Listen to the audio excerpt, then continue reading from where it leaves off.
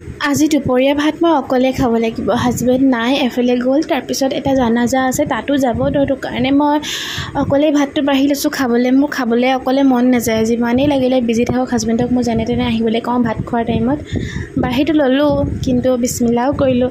বাট ভাতকেইটা শেষ কৰিব নোৱাৰিলোঁ। তাৰপিছত মই যিকেইটা পাৰোঁ খাই ভাতকেইটা বাকীকেইটা এৰি দিলোঁ, খাব একেবাৰে নোৱাৰিলোঁ। আজি অকলে ভাত খালোঁ কাৰণে ভালকৈ ভাতে নাখালোঁ। এতিয়া মোৰ ভোক লাগিছে, আকৌ মেগী বনাই দিছে খাবৰ কাৰণে। মুখখন দেখাই দে। দেখি আছে বনাই এয়া অৱস্থা।